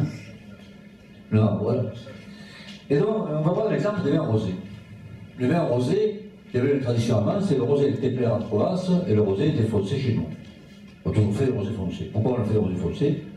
Tout maintenant parce qu'on avait rien coloré. Voilà. En plus, on a introduit la Syrah, un vin qui est super coloré, donc on pouvait faire des rosés foncés. Collioure, appellation, faisait des rosés foncés, très foncés. Parmi les plus foncés, les deux rosés les plus foncés du monde, c'était Clavel et Collioure. Voilà. C'est pas n'importe quoi, ça, vous savez. Et puis il y a eu cette mode des vins clairs qui est apparue il y a 5-6 ans. D'abord il y a eu le mode de rosé, parce qu'avant le rosé c'était un vin qui n'était pas bon. On faisait le rosé avec n'importe quoi, et puis ça faisait pas chic, ça faisait bâtard. Tu prends du rouge, tu prends du blanc, hein, du rosé, quoi, on n'est pas en pique-nique, voilà, bon. Il a fallu remonter la pente pour dire que le rosé était un vin comme un autre, et qui pouvait se vendre aussi cher. La preuve, on vend maintenant des rosés aussi chers que les autres couleurs. Enfin, il y avait une pente à remonter. Et quand on est arrivé ensuite à cette expression de rosé, qu'on a vu le succès des rosés clairs, on a dit, mais pourquoi on ne ferait pas des rosés clairs aussi? Et alors, les Catalans qui m'avaient juré qu'ils ne feraient jamais du rosé clair pour rester, eux, avec leur personnalité de rosé français, y compris, je fais un peu de conseil des fois de l'autre côté, là, à Catalogne Sud, aussi, on ne fera jamais du rosé clair, je leur dis, vous y viendrez tôt ou tard. Le problème, c'est quand ils sont venus, ils ont fait pratiquement maintenant que du rosé clair. Pas bon. Il y en a qui ont voulu couper la Loire en deux, qui vont expliquer, y compris dans le territoire de Collioure-Bagnon, je ne citerai pas les noms, même sous la menace, mais nous, on va faire entre clair et foncé. Tu fais du bâtard, c'est pas bon non plus. Cela, il faut voyer complètement. Voilà. C'est toujours, on joue petit bras, on ne va pas jusqu'au bout. Et on ne sauve pas les saveurs comme ça. Et donc, je trouve ça dommage. Moi, ce que je souhaiterais, et je dis voilà, la tradition de notre pays catalan, c'est de faire des rosés foncés. On est capable aussi de faire des rosés clairs. Et finalement, le plus du pays catalan ou du vignoble catalan, c'est de pouvoir présenter une palette de vins rosés. On n'a pas à choisir. Et puis on a assez de richesse sur le plan gastronomique pour dire le rosé clair ira à l'apéritif ou sur tel type de plat, avec une escalivade. Et dès qu'on aura par exemple un civet de langouste où il faut un rosé plus gastronomique, on ira chercher ce rosé foncé qu'on a pris avec un Collioure sur le même terroir là, de schiste que l'on a connu. Cette diversité, cette palette, il faut en faire une richesse. Voilà un exemple dont, et aujourd'hui je ne sens pas les responsables professionnels vouloir s'embarquer sur cette politique-là. On a l'impression, on va dire, ah il faut rattraper le marché des rosés clairs. Là on se prostitue, on perd des saveurs. Il faut le rattraper tout en ayant notre personnalité, en disant, on est capable de faire les deux, voilà. Et puis trouver des slogans, on ne manque pas de publicitaires qui vous trouvent des slogans, genre Roussillon, le pays des rosés de lumière, par exemple, voilà.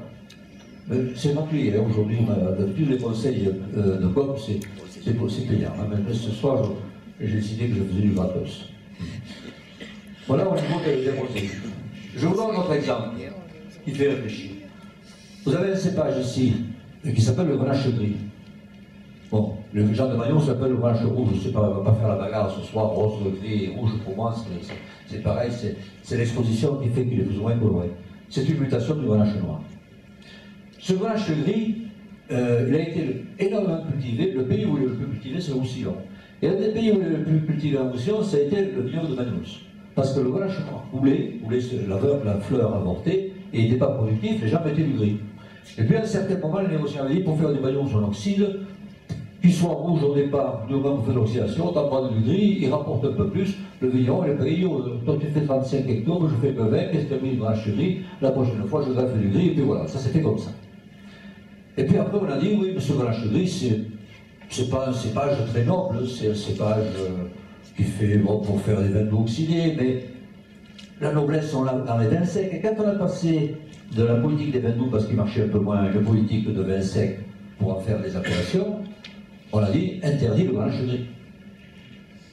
Hein, on va faire que du rouge d'abord, le grenache noir, et puis même pour faire du rosé, on restera sur le grenache noir. Et pour faire des blancs, surtout pas le grenache, il s'oxyde, on risque de faire du ratio, c'était le pire des choses qu'il fallait envisager. Là, on était en train de menacer sérieusement notre patrimoine des saveurs sans s'en rendre compte, au nom de l'international.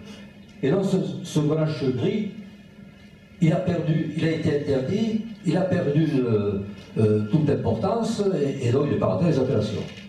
Là aussi, une poignée de vignerons, et donc peut-être il faut rendre hommage à un d'entre eux, je pense au frère Parcé, qui a été le premier avec le Grand Chevalier à faire de grands vins blancs.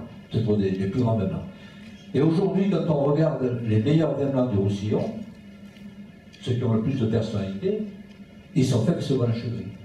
Ou des assemblages, Macabeu, Grenache blanc et Grenache bleu. Voilà un cépage tout d'un coup qui devient, grâce à une poignée de vignerons, qui décident, et moi les saveurs catalanes, c'est ce que je fais chez moi. C'est pas d'imiter le Chablis ou d'imiter l'Entre-deux-Mers ou un Riesling. Et nous on en fait un vin, et il est vend très cher, pour la production n'est pas importante, et il vend très cher. Très cher, et c'est subjectif, je veux dire, il le valorise bien, voilà.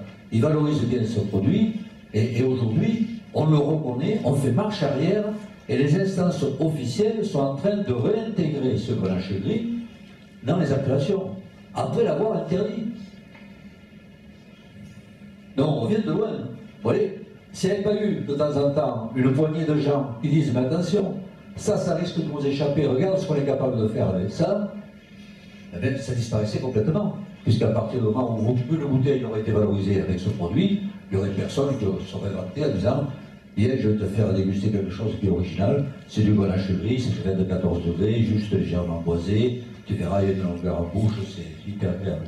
Voilà cet exemple de Grenache gris, sans compter qu'on peut faire plein de choses, parce qu'il y a des mots qui sont à la mode.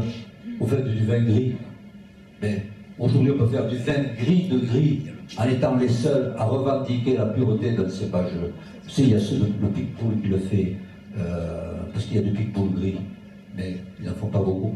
Mais sinon, on peut dire, ben voilà, on est les seuls à faire des rosés clairs, des rosés foncés, des rosés gris de gris, etc. Vous voyez la richesse? On évolue, on s'adapte au consommateur, mais on s'adapte au consommateur en ayant les pieds dans notre terroir et en respectant nos valeurs. C'est-à-dire, on peut créer à partir de choses vraies. Donc je ne dis pas qu'il faut rester uniquement sur une couleur, sur un vin ou sur un type d'arôme. On peut évoluer, mais évoluons en revendiquant, en disant ça, c'est fait chez nous, c'est pas made in Tamoin, c'est made in Catalan. Ça finit pareil, c'est quand même autre chose. Voilà, bon, jusqu'à j'en ai parlé, là, je crois que j'ai assez parlé. Là.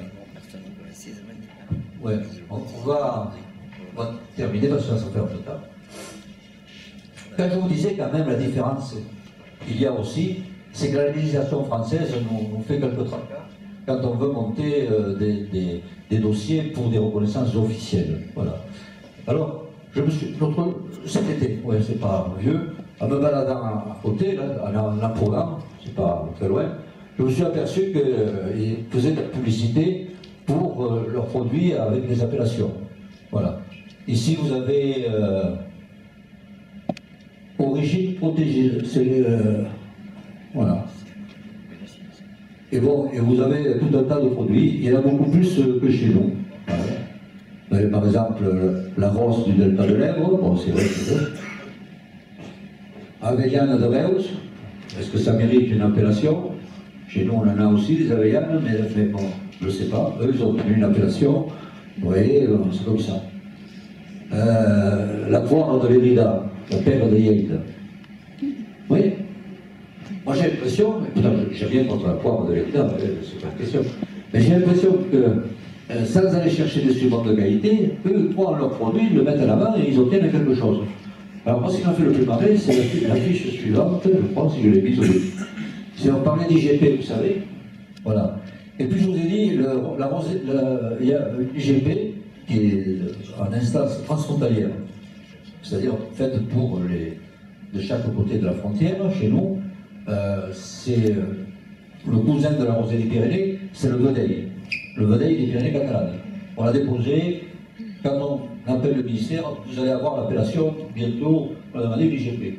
Vous avez de l'autre côté, vous voyez là, en bas à droite, Vedeil et Pyrénées catalanes. Alors eux l'ont déjà obtenu, ou alors ils le mettent sur les affiches avant de l'avoir obtenu. Ah ben, pourquoi hein? C'est un exemple d'une appellation qu'on a demandé ensemble, et qu'on a demandé sur un esprit transfrontalier. Aujourd'hui, on voit partout dans les boucheries de l'autre côté, et ils me disent, parmi nos appellations, il y a une IGP sur ce veau, peut passer déjà de 10 ou 12 mois, qui est le Vedeil. Et quand vous demandez aux producteurs d'ici, ils disent, on est encore en attente d'avoir l'appellation. Moi, je ne comprends plus, là, parce que dire, ça signifie qu'on ne facilite pas tellement les affaires. Et ça fait partie des menaces, ça. Alors, pourquoi ça s'écrit à... Ah, ça, c'est bizarre, alors. Hein. Là, c'est truqué, ce truc. Hein. Pourquoi il n'y a pas la même couleur Moi, quand je l'ai écrit, c'est la même couleur. Hein. Voilà, je voudrais terminer sur le top flop. Le bon flop, c'est un peu peut-être exagéré, hein, mais c'est le top flop des saveurs catalanes. Quand même. Promotion des saveurs catalanes. Parmi le top, c'est vrai que bon, on a une diversité de produits, qu'il y a peu de départements, de régions où on peut avoir, comme je dis, proximité des produits de la mer, de la montagne, etc. Il y a quelque chose d'extraordinaire là au niveau de cette diversité. Mais surtout, on a beaucoup de petites exploitations qui ont été maintenues pour différentes raisons, en particulier dans des zones difficiles, c'est-à-dire des zones de montagne. Et à ce niveau-là, je crois qu'il faut leur rendre hommage parce qu'ils maintiennent nos populations, ils font partie de l'entretien du paysage, et puis ils ne peuvent vivre qu'avec une production directe, si vous voulez, de vente directe. Et c'est vrai qu'on rencontre chez nous beaucoup de fermes qui vendent directement. Des circuits courts, ça existe. Voilà. Quelqu'un qui veut dire, moi j'ai envie de manger des saveurs catalanes, et la première chose, avant d'être guidée catalane, c'est qu'elles soient produites ici. Il y a la possibilité dans notre département, grâce à la richesse de l'agriculture, mais surtout grâce à la richesse de ce tissu de petits agriculteurs qui pratiquent la vente directe et qui pratiquent les circuits courts, de pouvoir donc vous accueillir et de vous offrir ces productions. Diversité, proximité, et tout ce qui va au-delà, on ne va pas développer, mais au niveau des inquiétudes sanitaires, c'est quand même mieux contrôlé quand c'est fait à petite échelle, quand vous voyez comment c'est produit, etc. Donc, ça fait partie du plus de ces saveurs catalanes. L'autre chose, c'est les marchés fermiers. Il y a quelques marchés, il y en a sur la Côte-Fermeille, il y en a ailleurs, pas sur Saint-Laurent-de-la-Salanque, Céré, Castelnau, vous avez Prades, marché. Vous avez des marchés magnifiques. On trouve une marché, vous allez trouver des vrais produits du terroir, vous pouvez rencontrer ces gens-là, vous pouvez faire un panier. En général, alors que les productions de viande sont rares, il y a toujours quelqu'un qui peut vous revendre une petite production d'un veau pyrénéen, etc. C'est quand même pas mal. Ça fait partie des choses positives et je pense qu'il faut les encourager.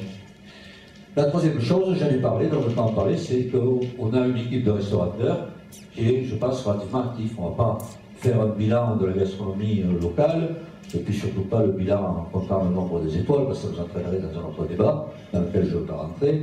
Mais il faut quand même reconnaître que, bon, même s'il y a quelques maladresses, en général, les restaurateurs aujourd'hui mettent en avant des mots catalans ou 2-3 principes de cuisine catalane. Voilà. Donc ça fait partie du top. Alors j'ai mis un flop, mais c'est vrai que ça apparaît là.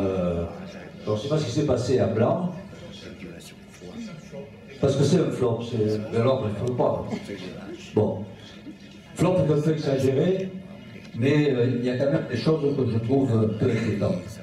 Moi je pense que la première des choses, mais c'est pas la première fois que j'ai fait réflexion à ce sujet, de toute façon ça n'avance pas, c'est qu'une véritable ville du Midi, qui est toujours quand même l'âme d'une région, l'âme d'un département, c'est un peu la capitale, moi je pense à Perpignan, c'est qu'il n'y a pas de vrai marché. C'est une catastrophe. Depuis qu'on a défait le marché des Halles, il y a Athens, voilà, il y a eu quelques décès qui étaient complètement ridicules. La seule rue qui n'est pas animée, c'est la rue Paraty, vous savez, on appelle la rue des Olives également. Il y en a qui me disent, mais c'est la Boquerie de Barcelone. C'est la Boquerie miniature quand même, parce que bon, elle fait 50 mètres, et, voilà. Et c'est un peu dommage. C'est un peu dommage qu'on ne puisse pas dire, tu es à Perpignan, chaque jour, le matin, tu vas au Hall, Narbonne a un vrai marché. La plupart des villes du Midi ont un vrai marché. Et le marché, c'est important, c'est là où vous avez visualisé les produits locaux. C'est là où vous allez rencontrer le restaurateur à la mode qui de d'un coup fait son marché, pas forcément pour faire son vrai marché, mais pour se montrer un peu. Je suis content de l'avoir vu, et puis on va aller au café d'à côté, on va discuter d'une recette. Vous voyez, il y a toute une ambiance qui met en valeur ces saveurs. Ça marque ce vrai marché. Bon, ben, faut écrire, moi je ne suis pas politique, il y a des politiques dans la salle, ils sont mieux placés que moi pour essayer de demander à la mairie de Perpignan de faire un effort au nom de l'ensemble du département pour avoir un vrai marché. La deuxième chose, c'est à la mode, alors je suis un peu critique, ça marche sur la moitié du guise sur ce qu'on appelle le tourisme de terroir. C'est très à la mode, voilà. Bon, je pense qu'il y a de bonnes choses, mais je pense qu'on est quand même encore un peu incomplet. Hein.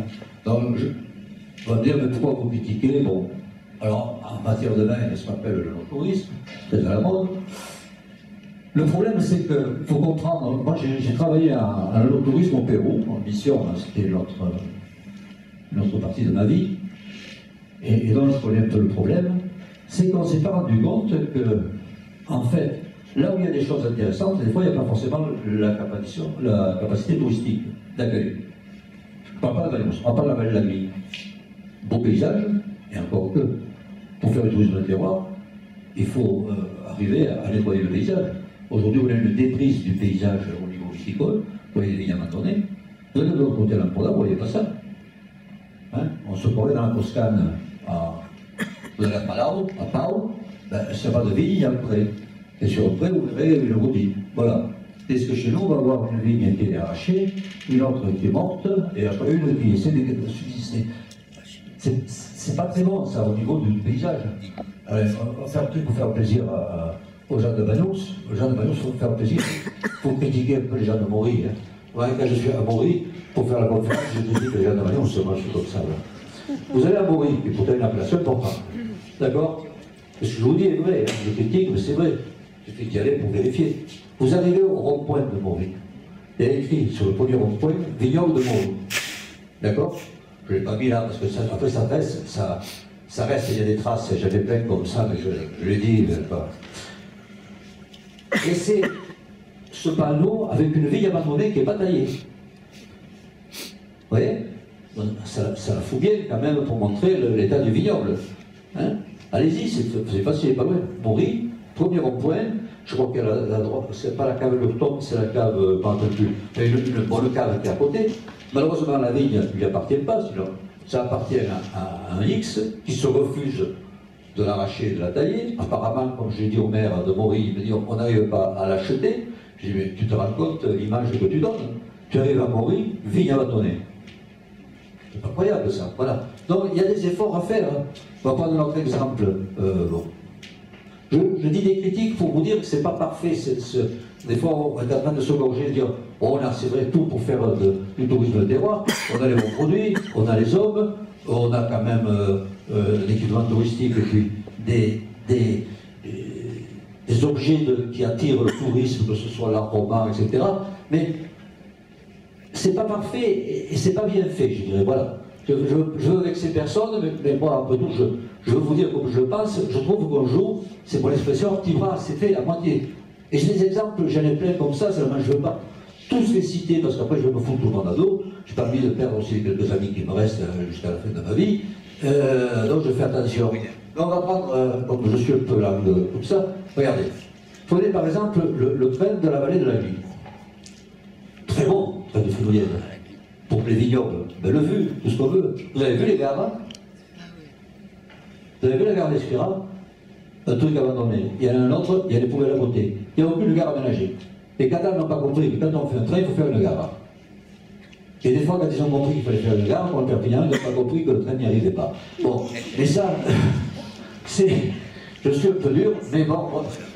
Hein? Voilà. Donc vous comprenez un petit peu ce que je veux dire. Voilà, c'est pas... Et le dernier point, ouais, et je comprends qu'il y a un programme qui m'est corrigé là, et que ce ne soit pas visible, puisque... Autre chose, et puis on va terminer là-dessus, c'est au niveau de la promotion. Au niveau de la promotion, on ne va pas assez loin dans nos produits, j'en ai parlé, au niveau de la définition, mais au niveau de les faire reconnaître et de dire il faut venir en Roussillon à telle époque parce qu'il se passe ça. On va prendre l'exemple de la truffe. Les truffes, il n'y en a presque pas. Mais vous avez 5 marchés aux truffes, d'accord? Demain, il y en aura 10. Chacun veut ce marché aux truffes. Il n'y en a aucun qui va pouvoir dire, moi je suis à Paris, tu veux savoir quelque chose qui se passe dans la truffe à Roussillon, il faut aller à tel endroit. Tu vas aller, aujourd'hui c'est à Cals. Aujourd'hui c'est à l'Esquerre. Puis il y a eu, bon, à Arles, etc. Vous voyez? On ne concentre pas à dire, alors, mais oui, lui aussi il était à l'école avec moi, mais après, c'était pas la même école.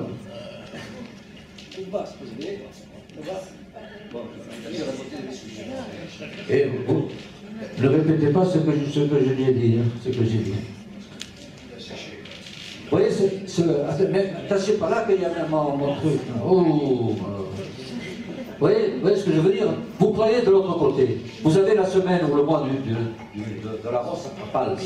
D'accord? Vous avez en ce moment la semaine de l'Oursin. Bon, c'est pas vrai, j'ai pas besoin, c'était fini, c'est la dernière diapositive. Puis j'ai plus besoin de diapositive maintenant, on va parler comme ça, cette diapositive. Vous avez la semaine de l'Oursin. Voilà, à Yaflam. Vous avez une autre dimension au niveau de la promotion des produits. Ouais. Aujourd'hui, il n'y a personne qui à Paris viendra pour aller voir ce qui se passe au niveau de la truffe à Perpignan ou en Roussillon.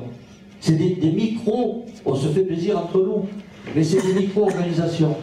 Alors que bon, moi je connais des gens qui, que ce soit à Madrid, que ce soit à Londres, que ce soit à Paris, qui iront dans l'empournement parce qu'ils savent qu'à telle époque, si vous aimez les oursins, mais c'est pas un restaurant, comme il y aura un restaurant qui fera la truffe à Mondé, il y aura 10 restaurants qui vont faire les oursins du côté de Yafranc et surtout de la Costa Brava. Vous voyez, vous avez une force d'attraction qui est importante.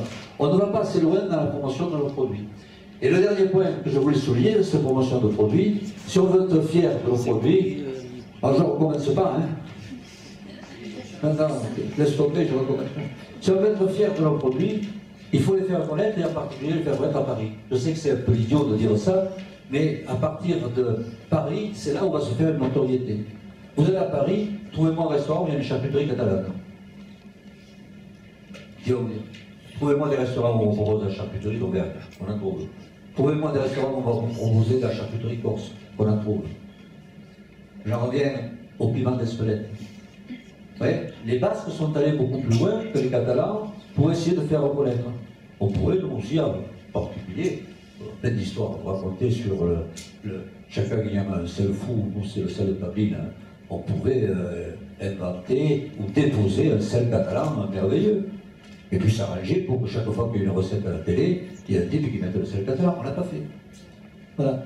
Alors, ce que je trouve dommage, c'est que, comme ce n'est pas reconnu ailleurs, il faut au moins que ce soit reconnu dans notre cœur. Et donc, je voudrais en terminer là-dessus. Voilà. Non, c'est ça. Uniquement le cœur. Je finis là.